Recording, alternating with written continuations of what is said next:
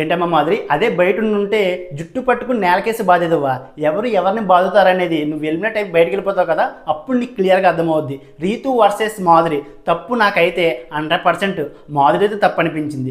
రీతు అయితే already contender అయిపోయింది, తన దగ్గర ఉన్న మనీ అయితే అందరికి ఇచ్చింది. అందరికంటే ఎక్కువగా క్లోజ్గా ఉండేది డెమోన్తో కాబట్టి డెమోన్కి అయితే ఎక్కువగా వచ్చింది. అయినా సరే కెప్టెన్సీ కంటెండర్ అయితే డెమోన్ అవ్వలేదు.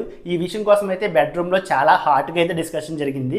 డెమోన్కి దివ్యకి అయితే డిస్కషన్ కోసం మాట్లాడుతుంటే మధ్యలో అయితే మాధురి తనుజతో ఇలా మాట్లాడడం అయితే కరెక్ట్ కాదనిపించింది. అదే బయట అయితే జుట్టు పట్టుకుని నేలకేసి బాధేదని చెప్పి తనుజతో మాధురి అనడం అయితే కరెక్ట్ కాదనిపించింది. ఈ విషయం రీతు విన్నా సరే చాలా సైలెంట్గా తన వైపు సీరియస్గా చూసింది కానీ ఏ మాట అనలేదు. దివ్యకి డెమోన్కి జరుగుతున్న ఈ డిస్కషన్లో డెమోన్కు తనుజకు గొడవ జరిగింది అండ్ రీతుకు డెమోన్కి కూడా గొడవ జరిగింది. రీతు అయితే డెమోన్తో నీ వల్ల నేను ఇన్ని మాటలు పడాల్సి వస్తుందని చెప్పి అయితే డెమోన్ మీద అయితే రీతు సీరియస్ అయింది. నేలకేసి బాధేదని అంటే ఎవరిని బాధతారని చెప్పి డెమోన్తో అయితే రీతు అంది. అండ్ ఈ మాట దివ్య అయితే మాధురిని అడగ, మాధురి అయితే రీతుతో నేనైతే నిన్ను అనలేదని చెప్పి బొకాయించడం అయితే కరెక్ట్ కాదనిపించింది. మాధురికి రీతుకి అయితే చాలా ఆర్గ్యుమెంట్ అయితే జరిగింది. ఈ ఆర్గ్యుమెంట్లో మాధురి బిహేవియర్ అయితే నాకు అస్సలు నచ్చలేదు. మాధురి అయితే రీతుతో నేను ఒంటరిగా ఆడతానని చెప్పి డెమోన్తో ఆడడం అయితే కరెక్ట్ కాదని చెప్పి అండ్ మాధురి అయితే రీతు మీద అయితే చాలా సీరియస్ అయింది. నేను ఇప్పటి వరకు ఎవరు సపోర్ట్ తీసుకోలేదు, ఒంటరిగా ఆడానని చెప్పి అండ్ రీతు అయితే మాధురితో అయితే డిస్కషన్ పెట్టుకుంది. అయినా నేను మీ నోట్లో నోరు పెట్టాలనుకోవట్లేదు, ప్లీజ్ అసలు ఆపేనని చెప్తే అండ్ మాధురి అయితే చాలా సీరియస్ అయిపోయింది.